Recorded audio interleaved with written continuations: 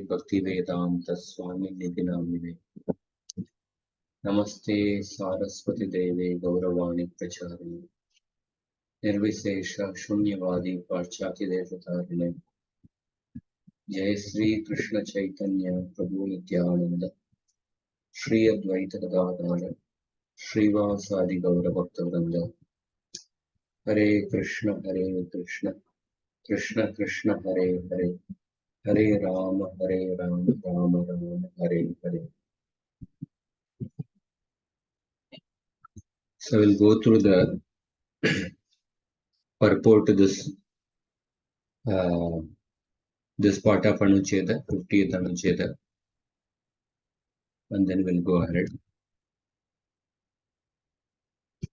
So in this anuccheda, the contradictory statements about the Lord are being reconciled. So in the last few sections, it was established that Bhagavan's name and form are transcendental. So in the Vedic literatures, we find two types of statements, either affirming or negating the existence of the name and form of the in the absolute truth. So this is something logically, when we see it, is something inconsistent. But Jiva Goswami in this section, he shows that how both these types of Vedic statements describe the same entity, that is Bhagavan. And Bhagavan is that entity in whom all the opposing views are reconciled. They find a resolution. So for that, Jiva Goswami is referring to the Hamsa Guhya prayers. This comes in 6th canto, 4th chapter. The sons of Prachina Barihishad, the Pracheta, the 10 Prachetas, they performed austerities under the water for 10,000 years. And then when they got darshan of Lord Vishnu, and then after they completed their austerities, when they came back to the kingdom, they saw that the whole kingdom was overrun by tall trees. So many tall trees were actually grown up, and they became angry. They wanted to clear the land for performing agriculture. But they became little excessively angry, and then they ignited the trees with the fire, and the wind generated from their mouths. So not only the useless trees, but even the useful trees were also getting destroyed by the fire which emanated from the Pracheta's mouth. So at that time, the presiding deity of the trees, that is the moon god Soma, he came and pacified the Prachetas. In order to pacify the Prachetas, an Apsara called as Pramlocha, who is the daughter of Varkshi, was offered in marriage to the Prachetas. This is one exceptional case, like Draupadi, where one woman is married to 10 men simultaneously. It's an exceptional case. And the son of the 10 Prachetas and this Pramlocha was Daksha. The same Daksha in the previous birth. We are going to the story of Daksha Prajapati, Daksha Yajna. And the same Daksha, in the next birth, he is born as the son of the Prachetas. So Daksha went to the place called as Agamarshana to perform austerities as a preparation before begetting children. So at that time, he offered the Hamsa Guhya prayers in glorification of Vishnu. And from the Hamsa Guhya prayers, 2 shlokas are quoted. The first shloka is quoted for this particular part of the Anuccheda. The 50th Anuccheda is divided into 2 parts. the 50.1, the first shloka is quoted. So in this shloka, Daksha reconciles the apparent contradiction between the teachings of the Yoga school and the Sankhya school. So the word Yoga school, Yoga in the shloka, Yoga and Sankhya in the shloka, they do not refer to the Shad Darshanas. The Yoga in this verse, it refers to the Upasana Bhakti, or basically the Yoga school, which is referred in this particular shloka. It talks about how one should meditate on the universal form of the Lord. The yoga scriptures, they recommend that the neophytes should meditate on the Virata Rupa, cosmic form of the Lord. So who is a neophyte? Neophyte is somebody who is accustomed to a gross form and who is not yet attuned to the spirit that underlies and pervades all the form, who cannot appreciate the two-handed, four-handed form of the Supreme Lord. Such people cannot conceive of the Lord's spiritual form, two-handed form, four-handed form. So then, in order to elevate such people, the meditation on the universal form is recommended. So these people are only accustomed to the gross form. They can only appreciate something gross. So just like somebody who has got diarrhea with the health because of excessive consumption of the milk, such a person is actually treated with the help of the yogurt, which is another transformation of the milk. Similarly, this neophyte who is only accustomed to the gross matter, such a person is also shown a way to get elevated by this method of meditating on the universal form, which is a gross form of the Lord, which is a material form of the Lord. And this Prabhuji, meditation. sorry to interrupt. You yourself mentioned what darshan? Shad darshan. Shad. What is? Shad darshan is there are 6 schools actually. These six schools are originally started as an aid to help in the Vedic study. Nyaya school, Vaisheshika school, Mimamsa, Sankhya, Yoga, the Vedanta thing. So these are basically, they are different departments of the Vedic study. So in that, the Shad Darshan also Yoga comes and the Sankhya comes. But the Yoga and Sankhya, which is referred in this shloka, is not that Shad Darshan Yoga and Sankhya. So the Yoga, which is referred here, is the Yoga scriptures which talk about the Upasana of the cosmic form, the universal form. So this meditation on the universal form is recommended for those people who cannot appreciate the two-handed transcendental form of the Lord. So when they meditate on the universal form, they learn to reorganize the Supreme Lord in everything. And their consciousness becomes attuned to a very profound reality. And Shukdev Goswami talks about meditating on the universal form to Parishit Maharaj in the beginning of the second canto, first chapter. He talks about it. Later also, other places also, it comes in the Bhagavatam.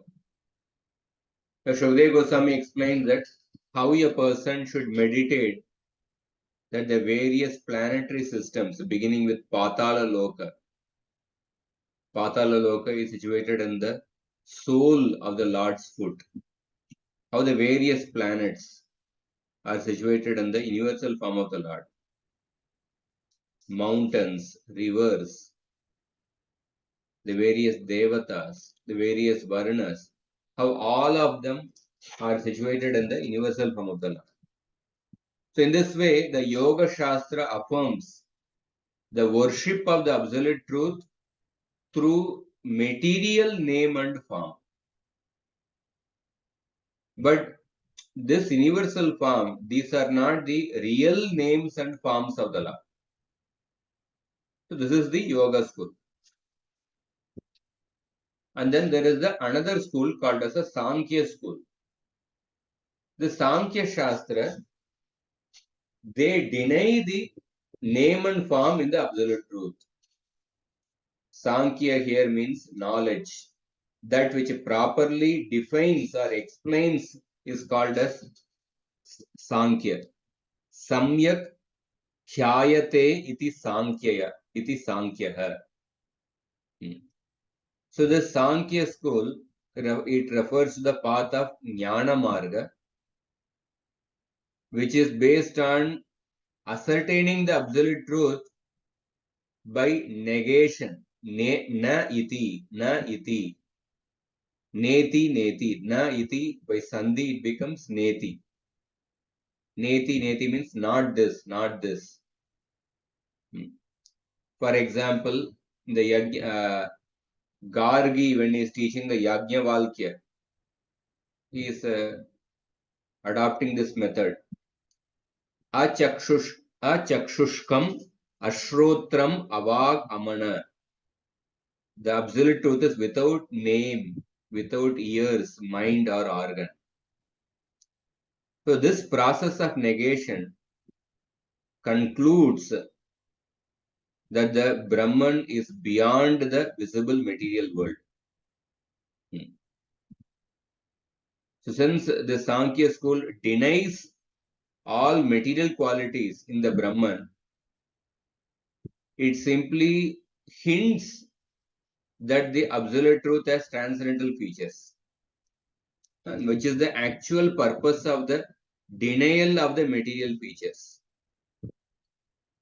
But although people interpret the negation as absolute negation, but actually the purpose of these negative statements is to hint at the transcendental features of the absolute truth. So we see through the system of yoga, the attention is disciplined to constantly remember the Lord by perceiving or by meditating on the universal form. But when the yogi advances, then he actually progresses to the meditation on the Paramatma within his heart. And through the Sankhya approach, a person is trained to constantly think of the absolute truth as transcending all the material names and forms. Transcending all the material objects perceived with the senses. So Sankhya school says that the absolute truth cannot have name and form. And it encourages one to fix the mind and the absolute truth, devoid of the limitations and qualifiers. And yoga school trains a person to meditate on the cosmic universal form of the Lord. But what is mentioned here is that Eka Nishtayoho, in the shloka, Vastu Nishtayor, Ekastayor Binna Viruddha Dharmanu. Vastu Nishtayor, both these schools, both these approaches are directed toward the same entity. Both describe, since both describe and encourage remembrance of the one and the same entity. Since both are actually trying to describe the same entity. So therefore, there is no contradiction between the affirming statements of the Yoga Shastra and the negating statements of the Sankhya. So the verse says that avekshitam. Avekshitam means appears. That means the word apekshita means the way absolute truth is perceived by the respective methods after thorough analysis, and anukulam, favorable to the understanding of both, means that the two positions are accommodated and thus reconciled within the same entity. The two positions, yoga and Sankhya, they are accommodated and reconciled within the same entity.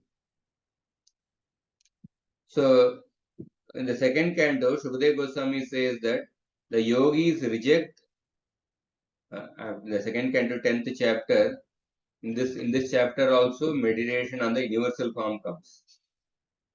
After describing that part, Shukadeva Goswami says that I have explained to you both the subtle and the gross universal forms. But both these are manifestations of the Lord's external energy. The devotees, they do not accept them as suitable objects for meditation. That means, like initially for the neophytes, they meditate on the gross universal form and the subtle universal form. But then later, when they get advanced, they are expected to meditate on the Paramatma and then the Bhagavan. Therefore, the devotees, they don't accept the meditation on the universal form as suitable objects for meditation because they are the material forms of the Lord. And regarding the process of neti, Shukadeva Goswami says that the shloka Param Padam Vaishnavam Amananti Tad Yanneti Netit Atad Utsisrikshavaha Vishrijya Dauratmya Mananya Sauhruda Krudopa Guhyarha Padam Pade Pade. 2.2.18. Regarding this neti, so the purport, one verse is quoted, which talk about the meditation on the universal form. And then another verse, 2.2.18 is quoted to actually, which talks about the process of neti, the Sankhya school. What is the verse? Since they intend to set aside everything that is not the absolute truth, by following the process of neti, the transcendentalists give up all misconceptions of the self, constantly embracing the Lord's form within their heart and having no friend other than Him. They know that He, Sri Vishnu, is the supreme destination. Since, so we see here the neti comes. By following the process of neti, the transcendentalists give up all the misconceptions of the self. That means, what are the misconceptions of the self? That the absolute truth has a material name, material form. These misconceptions are given up. After giving up the misconceptions, they embrace the Lord's form within their heart and considering Him as the real friend, they know that supreme absolute truth, Vishnu, is the topmost destination. So therefore, so we see here, both these 2.10.35 is quoted. 2.10.35 shows that how one has to go beyond meditating on the gross universal form and the subtle universal form.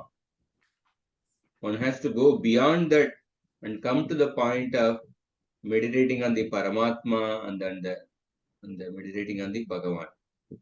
So that means this yoga school also leads to the same goal.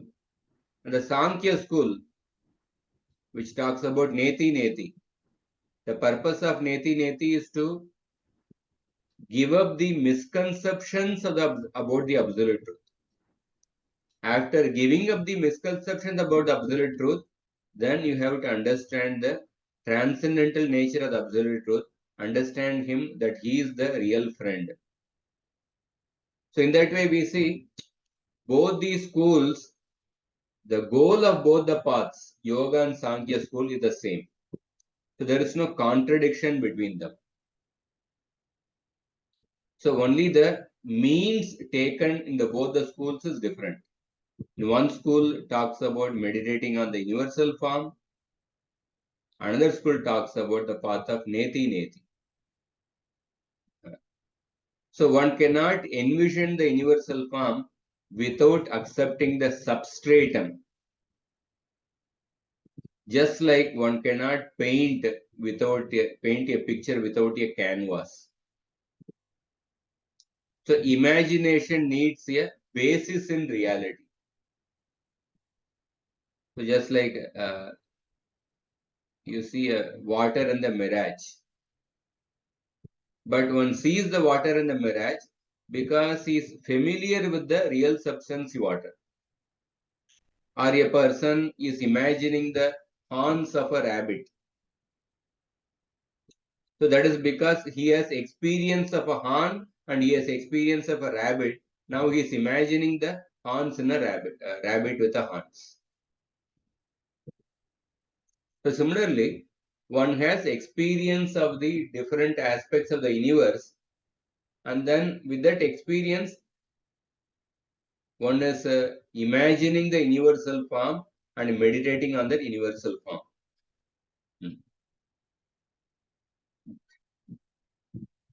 So in the same way, the process of negation has both a basis and a limit. Process of negation also has a basis and it also has there is a limitation of this. Suppose there are say 20 students in a class. One of the students' name is Krishnadas. So somebody is looking for Krishnadas in the class. So then he's asking he's pointing finger to the first student, asking, "Oh, is it Krishnadas?" Teacher says no. And then he goes to the next student, and then he goes to the next student. So the process is repeated until the person finds the Krishnadas.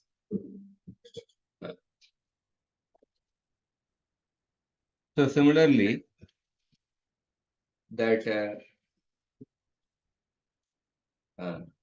so the process of Neti Neti is thus only limited or relative negation. And the process of Neti Neti is basically, it is not an absolute negation. It's not absolute negation. It is a limited negation. And it's a very relative concept. Because the negation is no longer applicable once the actual entity is discovered. Once you find it, Krishnadas, then the negation is no longer applicable. So the purpose of negation, Neti Neti, in the Shastra is not to deny that the absolute truth has no form, no qualities. The purpose of Neti Neti is to deny that the absolute truth has material form and material qualities. In that way, the negation has a limitation. It's not absolute negation. And also, according to the Vedic logic, one cannot deny something which does not exist at all. Suppose if something has never existed, if something is not existing in the present, if something will never exist in the future, then one cannot say anything about it. One cannot say anything about it. So if the absolute truth never had any form, is not having any form, or will never have any form in the future, then one cannot say anything about it. But we are saying neti neti.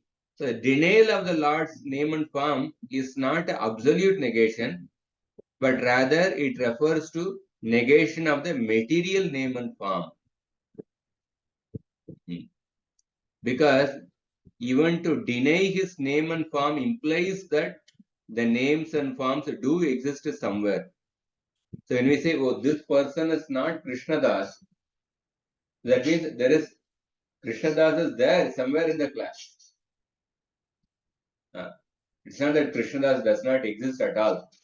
No, when we say Neti, this person is not Krishnadas, he is not Krishnadas. I mean, there's somewhere in the rest of the class he is there. So therefore, the purpose of Neti Neti is not an absolute negation, it is a relative negation. This negation has a limitation. So Bhagavan is the source of all the names and forms. Aham sarvasya prabhavo matta sarvam pravartate. Because he is the source of all the names and forms, therefore he must also have name and form. So the Vedic mantras simultaneously deny and accept the qualities in the Lord. Shvetasvatara Upanishad says that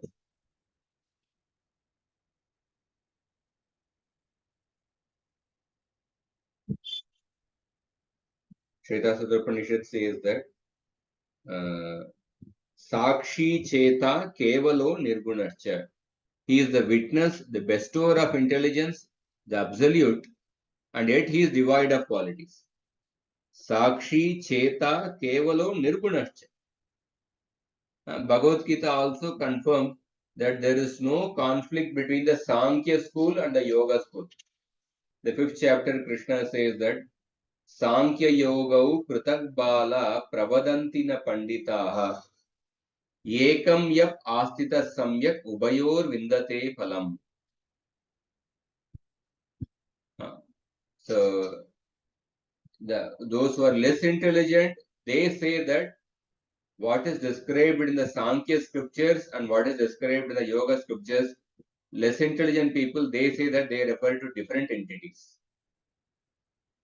But those who are really intelligent, those who are really panditas, they understand that both are talking about the same entity and both the paths, the meditation on the universal form and the process of neti neti, both lead to the same entity, same goal of the Supreme Absolute Bhagavan. So Daksha had referred to both of these approaches in the earlier verses. It is 28th shloka and 29th shloka. So we went through that also. First he said that all the names and forms belong to the Lord. And then he said that all the names and forms perceived with the senses, including the mind, are products of Maya. So 6.4.28 is about the yoga approach. 6.4.29 is about the Sankhya school. And then now in this shloka, 6.4.32, he says that both these schools are yoga school and the Sankhya school. They are intent on the same absolute truth, which is the one and the same entity for both. But they attribute different and opposing characteristics to it. The yoga school, they talk about the material name and forms, how they are in the absolute truth. They meditate on the universal form. Sankhya school attributes opposing characteristics. But both of them see the same entity, which is param, transcendental, and anukulam, favorable to their understanding, and brihat, great. They both see that same something, which is param, anukulam, and brihat. So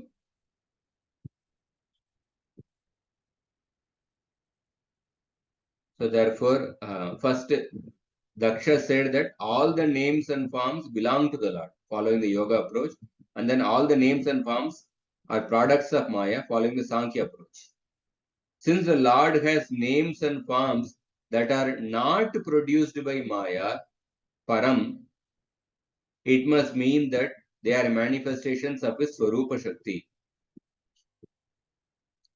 So after expressing these seemingly irreconcilable statements, Daksha then resolves them in the verse under discussion by stating that the Lord's name and form are para, transcendental.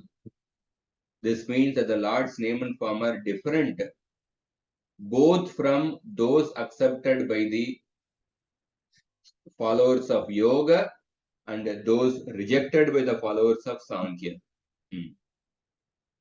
Lord's name and form are different from those accepted by the followers of yoga.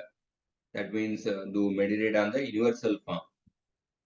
And those rejected by the followers of Sankhya, who say that the Bhagavan does not have a material name and form. Sankhya school accepts Bhagavan does not have a material name and form. Yoga school says that Bhagavan has a material name and form, and that is the cosmic universal form. But what is the actual truth? That the Bhagavan is transcendental. It is different from both those accepted by the followers of yoga and those rejected by the followers of Sankhya.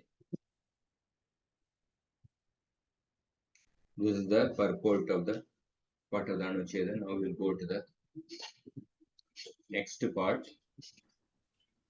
So Daksha further explains us. Hare Krishna. Prabhuji, can I ask a question? Yes. Prabhuji, we understood that however that yoga system and Sankhya system are one and the same for different intelligent class of people. But in practical life, we see the negation of God's form, especially from the Smarta Brahman side. They don't want to understand that the Lord has a form. The Brahman realization or the mukti or the whatever they aim for. Even that Guru also teaches them the same. The Guru of blessings also gives them the same, that you earn money and be that dharma, artha, kama, moksha process only are being preached for them. Now, this reconciliation, what Jiva Maharaj gives, is only applicable to the Vaishnavas. This cannot be argued with the Brahmavadis or the Mayavadis. How do I take this, Prabhu? No, this reconciliation is based on the Shastra. It's not something only applicable to Vaishnavas. But when people become open-minded in learning the Shastras, they can accept. But when somebody is stubborn about one's own understanding, somebody is not open to the other viewpoints, when somebody is stubborn to see the Shastra only through a particular lens, they cannot be elevated. But somebody is open-minded, they'll be able to accept. But in order to make a person open-minded, the way Chaitanya Mahaprabhu dealt with Prakashananda Saraswati, Sarvabhauma Bhattacharya, Chaitanya Mahaprabhu, he behaved in such a way that that they rendered service to Mahaprabhu. Mahaprabhu showed such humility that Prakashananda Saraswati rendered service to Mahaprabhu and he performed Agyata Sukriti. And then by that his heart became open to receive Mahaprabhu, what Mahaprabhu has to say.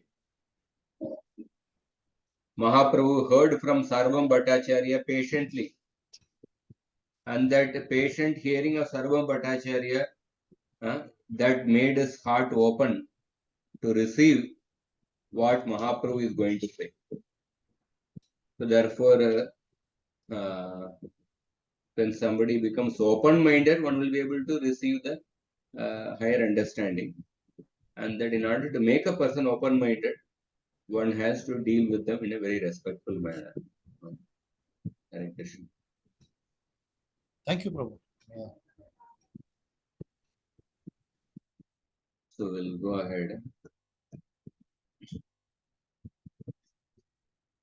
Tadeva. Yeah. Tadeva Vyanakti. Daksha further enlightens us. So he's quoting the next shloka 6.4.33. Yonugrahartam bhajatam padamulam anamarupo bhagavan anantah namani rupani cha janma karmabir bheje samahyam parama prasidatu. Ya anugrahartam, to bless, anugrahartam, to bless those people who worship his lotus feet. Bhajatam padamulam, the unlimited Lord, Anantaha, who is Bhagavan, who is complete with the six opulences. Anama Rupo, and devoid of material name and form. And that unlimited Lord has assumed name and form along with his birth and activities. Namani Rupani cha Janma Karma Bir Beje. May the transcendental one, Paramaha, Mahyam Prasidatu, may he be gracious upon me.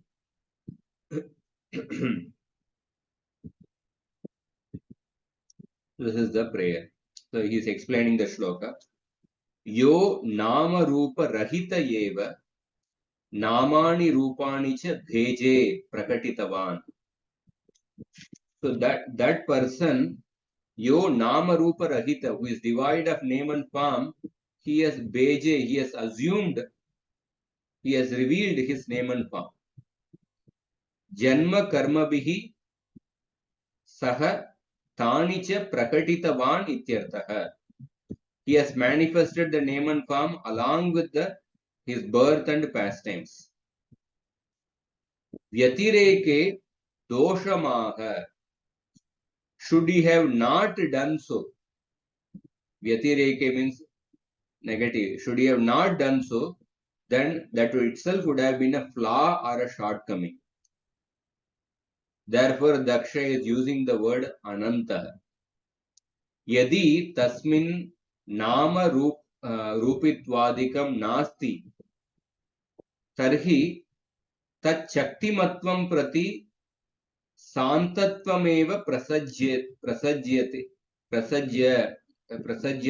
इति. So should he have not done so, that itself would have been a flaw or shortcoming. Therefore, Daksha says that he is unlimited.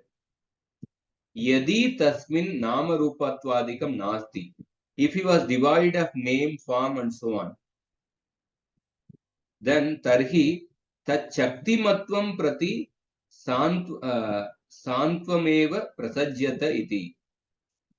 Then the limits would have been imposed on his omnipotence. If he was devoid of name and form, then there is a limit. It would impose a limitation on his omnipotence. It would impose a limitation on his Shakti. Taduktam prachetobhihi. Therefore, the Prachetas offered a prayer in the 4th canto, 30th chapter. Nakhyantasvat vibhutinam sonanta iti giyase. There is no end to your glories, and therefore you are called as unlimited, Ananta.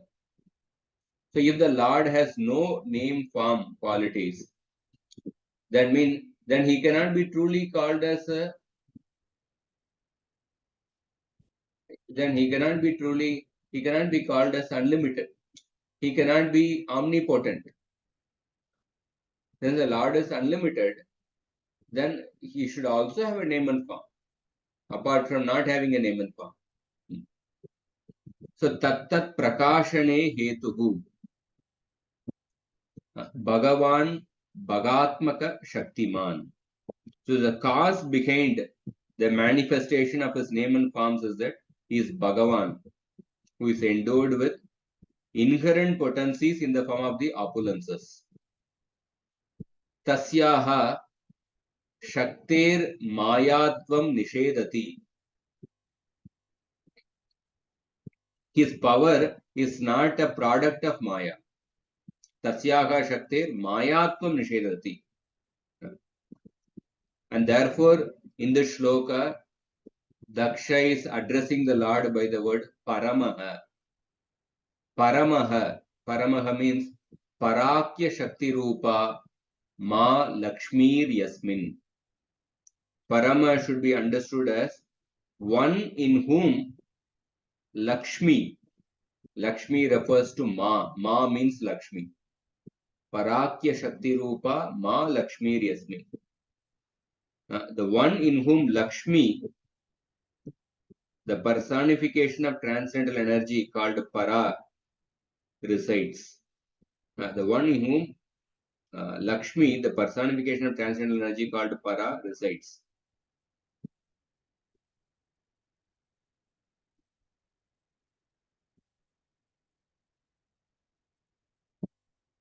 Acha. This is basically the explanation of the word Parama. Parama means Parakya Shakti Rupa Ma Lakshmir Yasmin.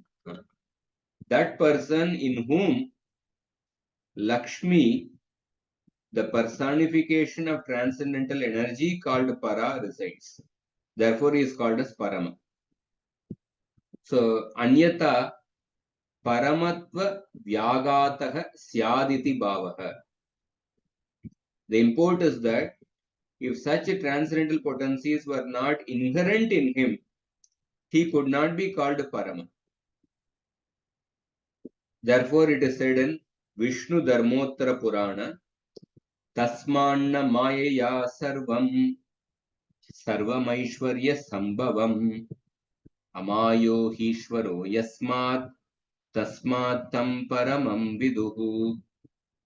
Therefore, his attributes and pastimes are not manifest by Maya, but from his own magnificence. Because the Lord is free from Maya, therefore he is known as Parama. Amayi is called as Parama or he is called as Amayi. Further, a doubt is raised. Whenever a doubt is raised, the word Nanu will come. Nanu, the word Nanu comes, that means an objection or a doubt is raised. Nanu Sarvanama Vishwarupatve Tad Ahriyatve Cha Santi Eva Tattad Upasakaha Pramanam. The doubt is raised. The only evidence of whether the absolute truth has all names and possesses a universal form. The only evidence of whether the absolute has all names and possesses the universal form or is devoid of them is deduced from the fact that there are respective worshippers of these two features. But who are these people who testify in this way? Atratu Kesyuhu. Who are these people? So the only evidence of whether the absolute truth has all names and possesses the universal form or is devoid of them is deduced from the fact that there are respective worshippers of these two features. But who are these people who testify in this way? Iti ashankyaha. In this way, when somebody is asking raising a doubt, iti ashankyaha padamulam bhajatam anugrahartam iti. So Daksha is saying, in order to bless those who worship his lotus feet, padamulam bhajatam anugrahartam iti.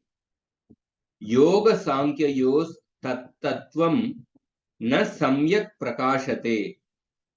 Kintu Bhaktaveva Bhaktire Vainam Nayati Bhaktire Vainam Darshayati Brahma Sutra Madhva Bhashya. Commentary on the Brahma Sutra by Madhvacharya, I think. So, absolute reality does not become completely manifest to those who adopt the process of yoga or Sankhya. Yoga Sankhya yos tattvam na samyak prakashate. Those who follow the yoga and the Sankhya, they don't completely realize the absolute truth. Absolute truth can be realized only by the process of bhakti. Bhakti reva enam nayati. Bhakti reva enam darshayati. Only bhakti leads to him, nayati. Darshayati. Only bhakti reveals him. So the overall idea, tasmad yuktam tayor vivada matratvam iti bhavaha. The overall idea is that it is justified to say that the dispute is merely apparent. It is justified to say that the dispute is merely apparent. So only bhakti takes to him, only bhakti reveals him. Atayeva vakshyate anantarameva. So it is also in the immediately following verse, that is 6.4.35 and 36. Hamsa Guhya prayers. Iti stutasam stuvataha satasminnagamarshane pradurasit purushreshta bhagavan bhaktavatsalah कृतपादः सुपर्णां से प्रलम्बाष्टमहाभुजः चक्रशङ्कासिचर्मेषु धनुपाशगदाधरः. The Supreme Person, Hari, who is extremely affectionate to his devotees, was very pleased by the prayers offered by Daksha and thus appeared to him at that holy place known as Agamarshana. O Maharaj Parikshit, best of the Kuru dynasty, the Lord's lotus feet rested on the shoulders of his carrier, Garuda. So, Bhagavan Bhakta Vatsalah, the Bhagavan who is extremely affectionate to his devotees, was very pleased with the prayers offered by Daksha. So, further, Padamulam Bhajatam Ityanena Tan Prati Rupa Prakatyat Purvamapi Rupamasti Eva Iti Vyanjitam Charanam Pavitram Vitatam Puranam Ityadi Shrutehe. The word feet in the verse Padamulam Bhajatam, those who worship his lotus feet, implies that the Lord's form existed even before he manifested it to them. Purvamapi Rupam Asti Eva Iti Vyanjitam. Lord's form existed even before he manifested. Charanam Pavitram Vitatam Purana. Therefore, the Shruti says that his primeval lotus foot spread around. And also in the shloka, the word Beje is used in the past tense. Beje it atita nirdeshaha pramanyad pramanya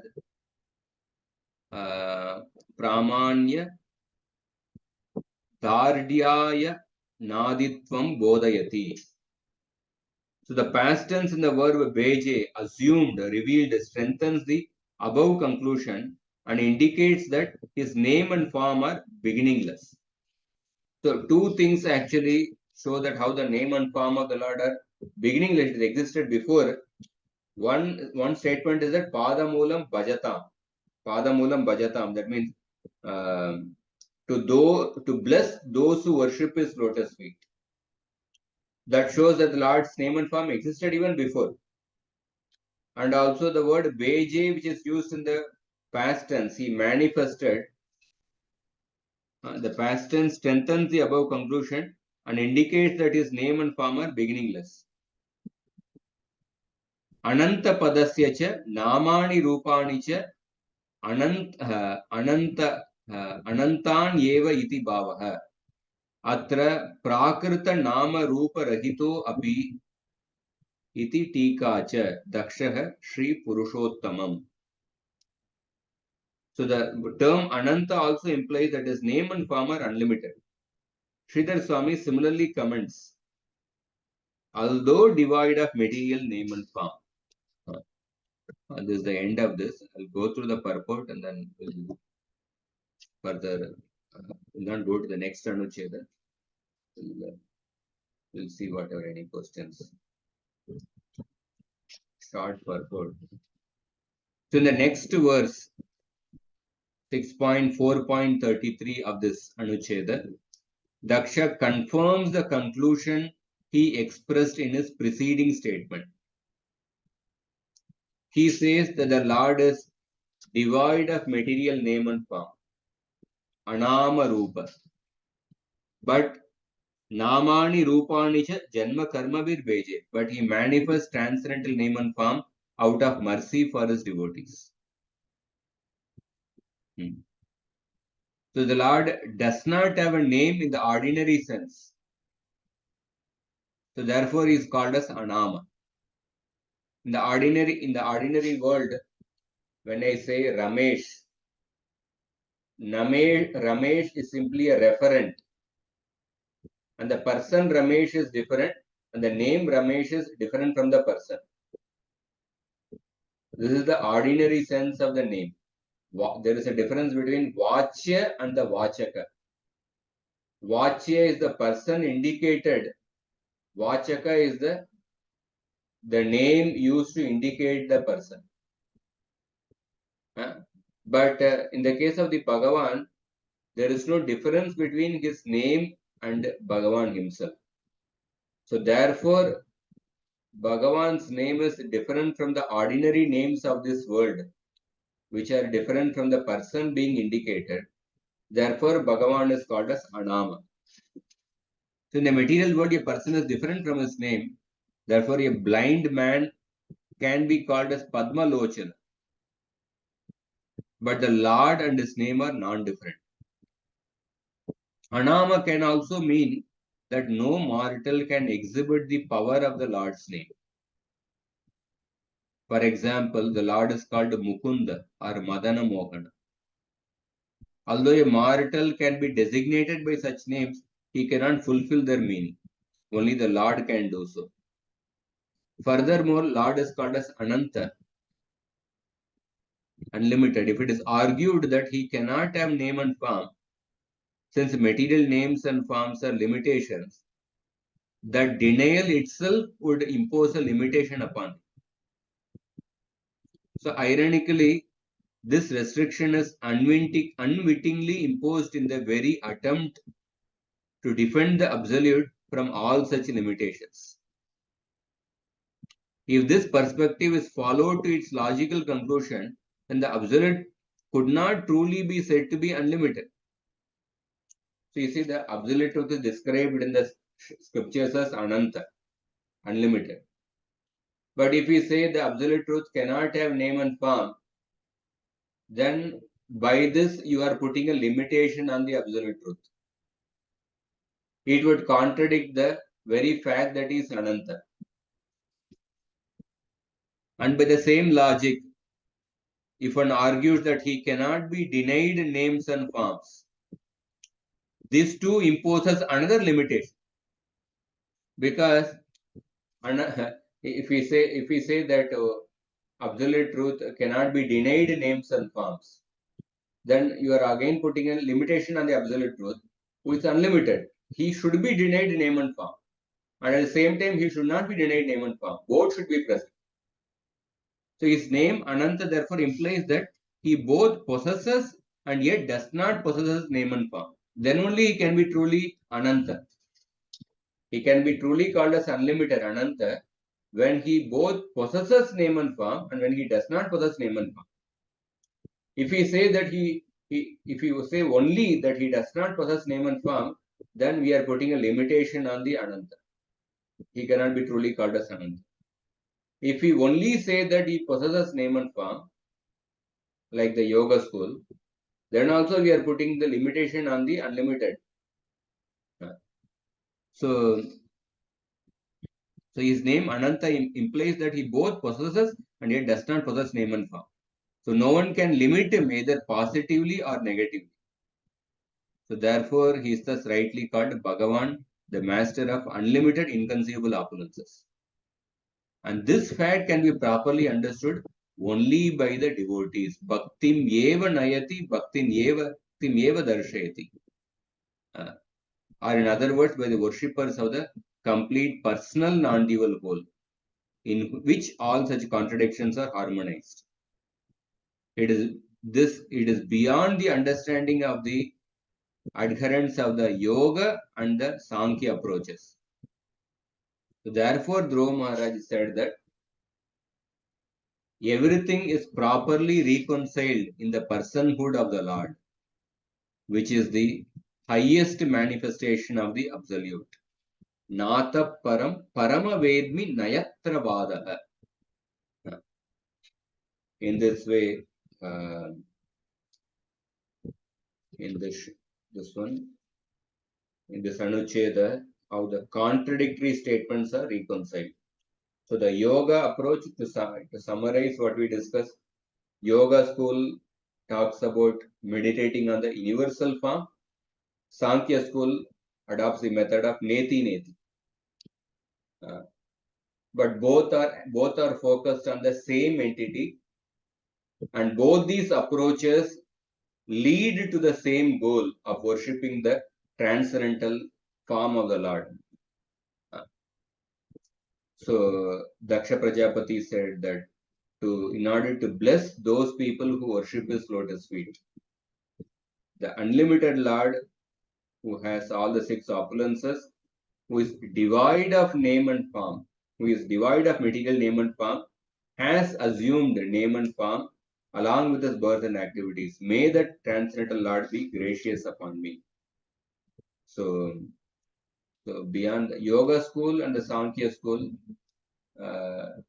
they both actually they both are focused on the same entity. Sankhya Yoga, Pratak Bala, Pravadantina Pandita. Those who think that Yoga school and Sankhya school, they lead to different goals. Such people are not truly learned. Those who understand that the Yoga school and the Sankhya school ultimately lead to the same entity, Bhagavan, they are actually truly learned. And so only the devotees can properly understand the fact that how the Bhagavan is without material name and form. At the same time, he has transcendental name and form. So therefore, the word Ananta is unlimited. That can be true only when the absolute truth has both the aspect of having name and form, at the same time not having name and form. Then only the word Ananta will be true. Otherwise, if he has only the feature of having name and form, or if he has the feature of only not having name and form, then both these things will put a limitation on the absolute truth. Then he cannot be truly called as Ananta. So these are some points in this. Then we will go to the 51st Anuccheda in the next class. Anybody has any questions?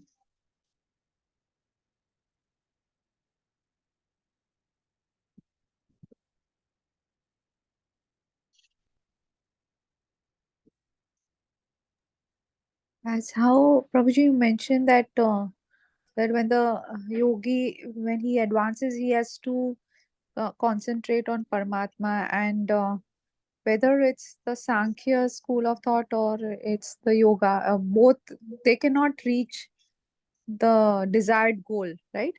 So I think Prabhupada mentions in Bhagavad Gita, you know what, like real yoga, he speaks about in Dhyan Yoga, sixth chapter, that when he's speaking about when the mind is conquered, so he speaks about that how the real yoga practice entails meeting the Paramatma within the heart and then following his dictation. But for the one who takes to Krishna consciousness directly, perfect surrender to the dictation of the Lord follows automatically. And that he mentions this. And even I think in 12th chapter also, I think Arjun says, no? Then he says it's troublesome or something. Yeah, Jnana Marga, the process of Neti Neti, the process of Neti Neti is to remove the misconceptions about the absolute truth. Mainly to remove the misconceptions of the absolute truth. What are the misconceptions? He is not this, he is not this. But that process also has a limitation. So that's why that shloka which we quoted 2.2.18 Bhagavatam. The process of Neti Neti, one removes all the misconceptions.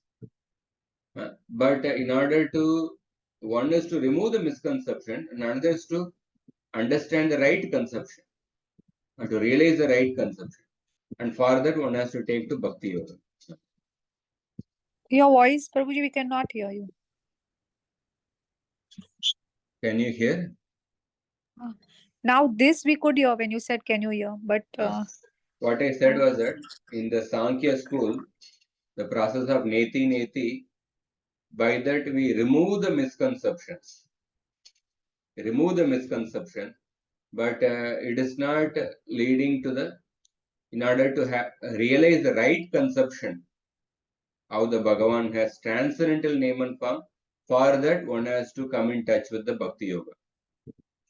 So Jnana Yoga removes the misconceptions, but to have the right conceptions, one has to come in contact with the Bhakti Yoga to realize the Bhagavan.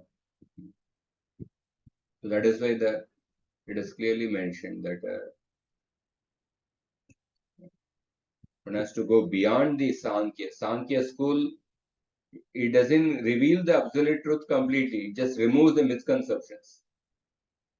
And Yoga school, it gradually elevates a person from a gross material platform by recommending him to meditate on the universal form. And by that, his mind becomes accustomed to, say, perceiving the presence of God everywhere. Then he gradually gets elevated. He meditates on the gross universal form, on the subtle universal form, and then he meditates on the Paramatma, and then he comes to the platform of realizing the Bhagavan. So he has to take to Bhakti Yoga beyond.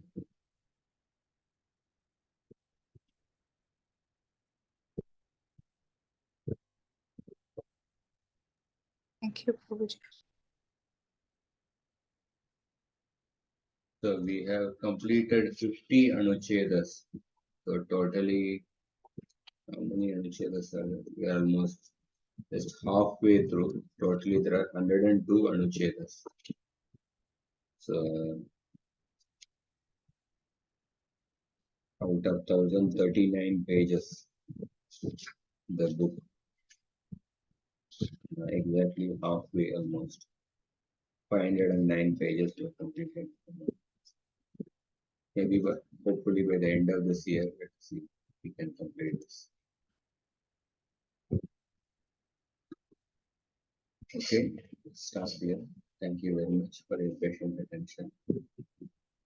ग्रंथरा Shrimad Bhagavatam की जय, श्रील प्रभुपाद की जय, श्रील जीव Goswami Prabhupada. Grace Radhika Vallabh Prabhu ki jai.